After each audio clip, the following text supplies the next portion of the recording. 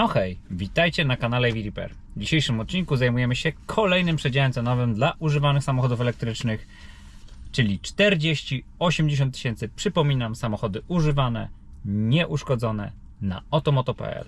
Oglądajcie. Słuchajcie, po raz pierwszy, tutaj mam oczywiście przygotowany przez Wiktorię cały, że tak powiem, materiał, natomiast dla mnie tym razem jest spore zaskoczenie, jeżeli chodzi o ten przedział cenowy. Spodziewałem się trochę innego rozłożenia. Chyba największym zaskoczeniem dla mnie jest miejsce pierwsze. Miejsce pierwsze. Największa ilość ogłoszeń Nissan Leaf, w zasadzie tylko i wyłącznie drugiej generacji. Mamy 56 ogłoszeń dotyczących Nissana Leafa, z czego jedno ogłoszenie to jest Nissan Leaf starszej generacji, czyli zakładam, że pewnie jakiś 30 kW albo jakiś po prostu wyższy rocznik typu, nie wiem, 2016. Natomiast wszystkie pozostałe to są Nissany Leafy drugiej generacji. Kręciłem ostatnio też materiał z Czarkiem Jachowskim u nas właśnie na temat Nissana Leafa drugiej generacji.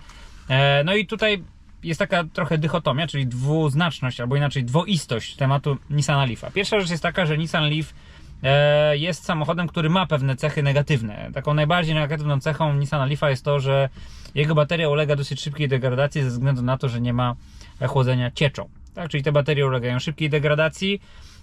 Z drugiej strony Nissan, jakby odpowiedź na to też jest dosyć jednoznaczna. W sensie Nissanów Leafów jest bardzo dużo. Był to jeden z najpopularniejszych samochodów elektrycznych. Więc ten rynek aftermarketowy, czyli rynek i części używanych, i upgrade'ów, i wszystkiego, co chcemy do tego samochodu kupić, jest bardzo szeroki. Więc z jednej strony fakt jest taki, że rzeczywiście mamy tutaj podwyższone ryzyko związane z baterią wysokiego napięcia, z drugiej strony mamy ogromny dostęp do części, co w wielu innych starszych samochodach jest problemem. Więc tutaj bym to tak, powiedzmy, wypośrodkował. Powiedziałbym, że fakt jest taki, mamy awaryjność, albo inaczej, mamy zagrożenie płynące z baterii wysokiego napięcia, ale możemy sobie łatwo z nim poradzić i chyba wydaje mi się, że nawet kosztowo wychodzi to coraz taniej. Dotychczas ten rynek był trochę taki zaczarowany, upgrade'y baterii, wymiany baterii były bardzo drogie, natomiast na tą chwilę wydaje się, że ten rynek zaczyna się zapełniać bateriami z odzysku, z samochodów powypadkowych. Te wymiany są bardzo proste, to już tak jak mówiłem zresztą u Czarka Jachowskiego na materiale, więc odnoszę wrażenie, że zmierzamy w stronę tego, że Nissan Leaf znowu stanie się dosyć ciekawym samochodem i łatwym w naprawie. Jeżeli chodzi o całą pozostałą część Nissana Leafa, szczególnie tego drugiej generacji, no bo pierwszą generację możemy zostawić w tym segmencie do 40 tysięcy już chyba, w tym Nissanie Leafie drugiej generacji mamy dosyć niską awaryjność. Oprócz tego, że samochód się zużywa, tak jak widzieliście też na tym materiale u Czarka, czy widzieliście na jakichś tam wcześniejszych naszych materiałach, faktycznie układ hamulcowy, jak w większości samochodów elektrycznych, ulega degradacji. Natomiast zawieszenie, które jest dużo prostsze niż w Tesli, dużo prostsze. Z przodu mamy kolumnę MacPhersona, na podporze trójkątnych wahaczy z tyłu mamy belkę wleczoną. Mamy bardzo proste zawieszenie, które w zasadzie nie ulega częstym awariom. Dodatkowo części zamienne w zamienniku są tak tanie, że ta naprawa wydaje się po prostu bajecznie tania. Nawet porównując do Tesli, która w zasadzie wydaje się też już tania, jeżeli chodzi o koszty napraw, to Nissan Leaf w tych takich częściach podstawowych, mówię to o zawieszeniu czy hamulcach, jest po prostu niesamowicie tani. Spowodowane jest to też tym, że tego Nissana Leafa było dużo, bo przypominam, że na przykład w trojaczkach, gdybyśmy chcieli zakupić, nie wiem, wahacz trójkątny, czyli gdybyśmy chcieli zakupić amortyzator, to jest nie do kupienia. I części nawet z odzysku do trojaczków są po prostu horrendalnie drogie, bo jest ich dużo mniej.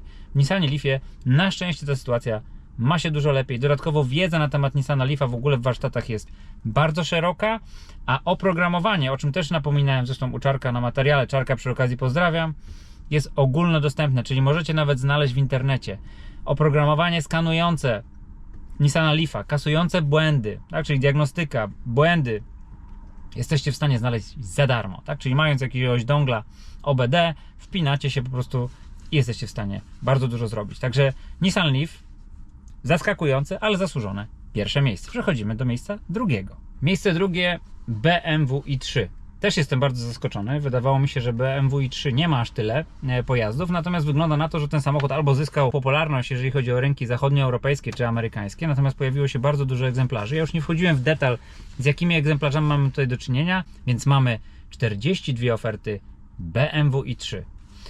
BMW i3 jest samochodem, który bardzo rzadko gości w naszych warsztatach, najczęściej w Poznaniu, gdzie chłopaki dokonują napraw powypadkowych, uruchomień tego typu pojazdów, programowania, zmiany ustawień z amerykańskich na europejskie. Czasami robimy to też w innych warsztatach, oczywiście ze współpracy z naszym najbardziej doświadczonym warsztatem, czyli Car Connect w Poznaniu.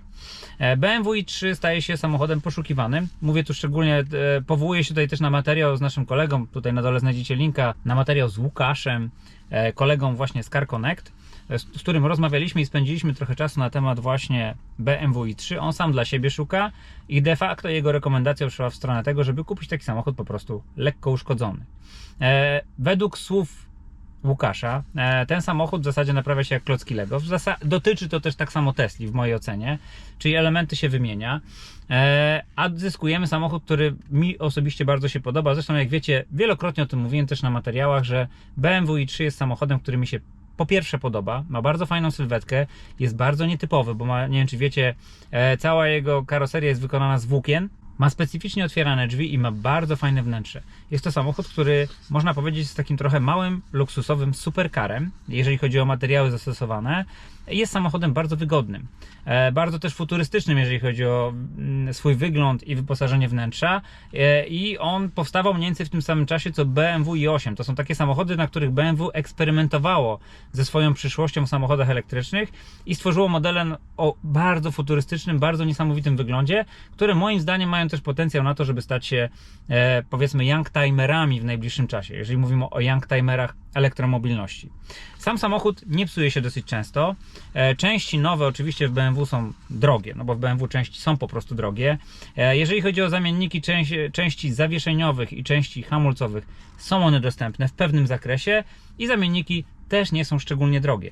Także w tym zakresie samochód jesteście w stanie sobie naprawić. Dodatkowo diagnostyka też jest w miarę powszechnie dostępna.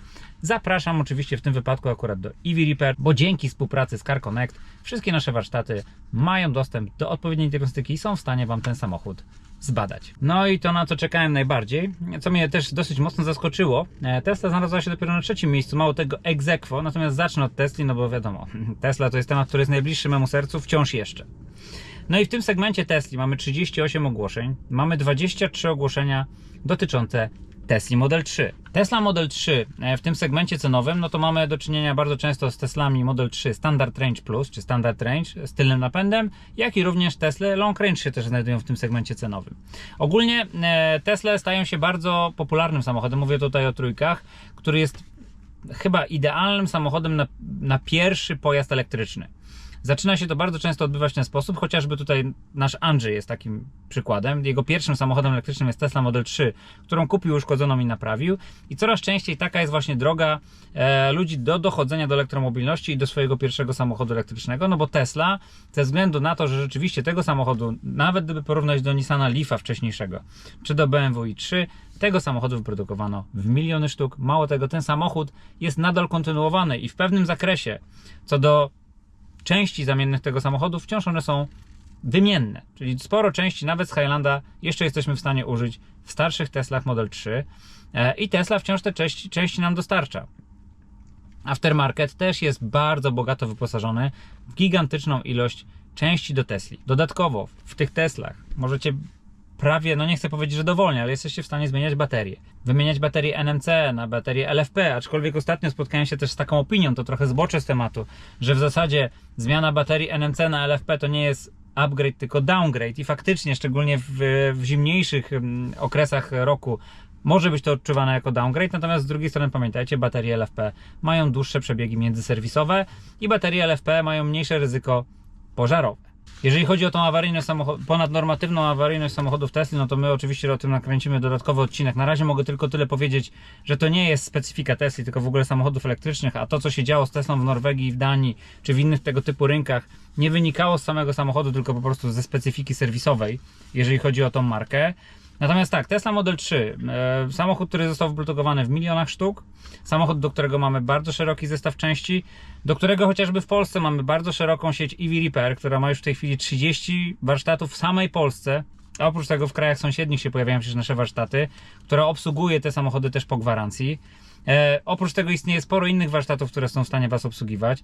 Jest bardzo powszechna wiedza na temat tego samochodu, bardzo powszechna, bardzo szeroka dostępność części, tak oryginalnych, jak i zamienników. Dodatkowo Tesla ma bardzo przyjazną politykę, jeżeli chodzi o sprzedaż części zamiennych. Porównując chociażby do BMW, gdybyście mieli porównywać ceny części, to naprawdę, uwierzcie mi, Tesla w częściach jest dużo tańsza, szczególnie Tesla Model 3. Łatwość naprawy, łatwość diagnostyki, czy przy wsparciu takiej sieci jak EV Repair, czy nawet samodzielnie jesteście w stanie bardzo dużo zrobić, chociażby z menu ekranowego.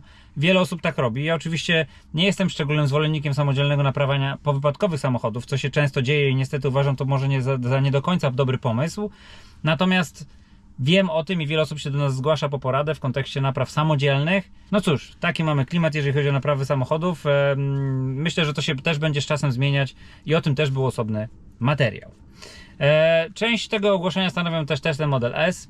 To są modele bardzo szeroki rozstrzał, tam od S85 starych, tylnonapędowych przez S85D do S75D i naprawdę bardzo szerokie spektrum. Co ja mogę powiedzieć? Ja mogę powiedzieć, że ja bym już w ogóle takiej Tesla Model S nie rozpatrywał. Gdybym miał to rozpatrywać taką Tesla Model S, to myślałbym o wszystkim, co ma dwa silniki małe, czyli S85D, S75D i wszystko D, ale bez P. Gdybym mógł, to wybierałbym raczej coś z nowszą baterią, 75, względnie 90, najlepiej 100.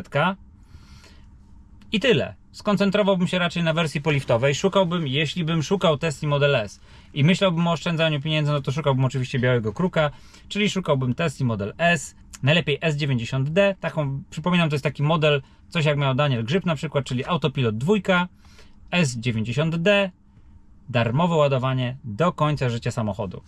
Z tym darmowym ładowaniem to też zaczyna nabierać rozmiarów już problemu, bo nie wiem, czy wiecie, w Warszawie powstał na Alei Krakowskiej niedawno Supercharger, który jest praktycznie non-stop zajęty przez taksówki z darmowym ładowaniem.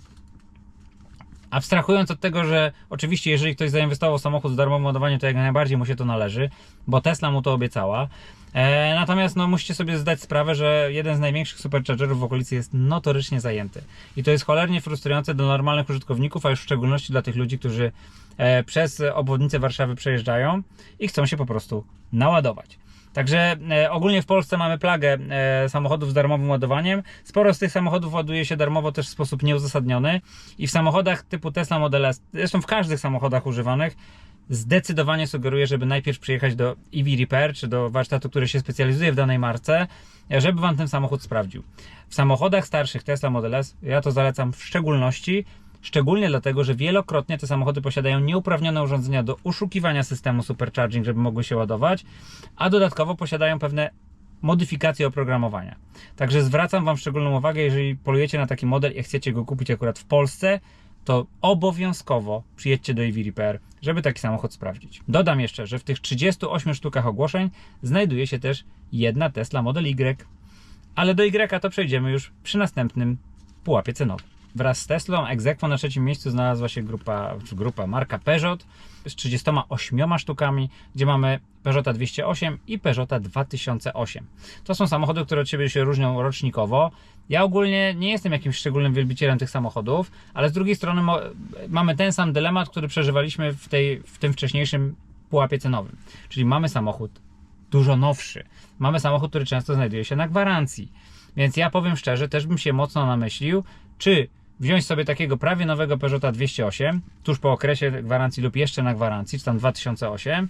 Oczywiście ten samochód nie jest adekwatny do Tesla Model 3, czy w zasięgu, czy w dostępności części, komforcie, zużyciu energii, ale mamy samochód, który jest dużo świeższy i dużo nowszy.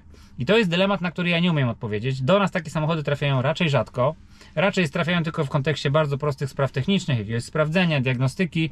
Natomiast to jeszcze nie jest samochód, który wywołuje lawinę napraw dodatkowo. Tego samochodu jest po prostu relatywnie mniej niż Tesli. Więc korzystając z okazji, kolejny raz zadaję Wam to samo pytanie i liczę na ostrą dyskusję pod spodem, czy lepiej prawie nowy lub dużo młodszy Peugeot 208 2008, czy Tesla Model 3 nieco starsza. Lecimy na następne miejsca. Miejsce czwarte, Opel, 35 ogłoszeń. Mamy tutaj Mokkę, mamy tutaj Corsę. Jeżeli chodzi o Corsę, to po testach Corsy już dawno temu, kiedy robiłem, uznałem, że to jest słaby samochód elektryczny. Podtrzymuję to zdanie. Jeżeli chodzi o Mokkę, no to jest samochód, który w swoich jakby reinkarnacjach różnych w całej grupie Stellantis występował jako Alfa Romeo, jako Fiat. W zasadzie konstrukcyjnie to jest cały czas ten sam samochód. Jest to relatywnie dobry samochód i relatywnie nowy. Czyli znowu wracamy do tego samego pytania, które mieliśmy w Peugeotie. Ogólnie ciężko coś bardzo złego na temat Opla Mokki powiedzieć. Najczęstsze awarie, jakie mieliśmy, jeżeli chodzi o Opla Mokkę, no to była tak naprawdę wymiana ładowarki pokładowej. Były czasami jakieś sprawy związane z zawieszeniem, sprawy związane z hamulcami, ale tak poza tym to ten samochód po prostu jeździ. Ostatnie miejsce, które będę omawiał, to jest miejsce 5. I tutaj mamy Hyundai'a, mamy tu Hyundai'a z Koną i z Ioniqiem. Hyundai jest marką, która mnie najbardziej rozczarowała, jeżeli chodzi o motoryzację elektromobilną, bo były bardzo fajne zadatki. Pamiętacie mój test, znaczy mam nadzieję, że pamiętacie, jeżeli nie, to oczywiście znowu na dole znajdziecie linka.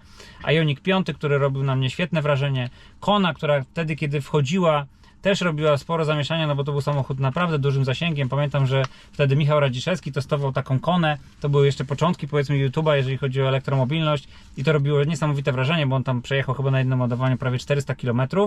Na owe czasy to było niesamowite osiągnięcie. I Ioniq 5 też robił świetne wrażenie. Mało tego, miał już V2L i wiele rzeczy, których Tesla nie miała. A mimo wszystko Hyundai nie znalazł się w panteonie takich, powiedzmy, gwiazd elektromobilności, które sprzedaje najwięcej. Myślę, że to miejsce bardzo szybko wypełnili Chińczycy i Hyundai trochę nam zniknął z horyzontu.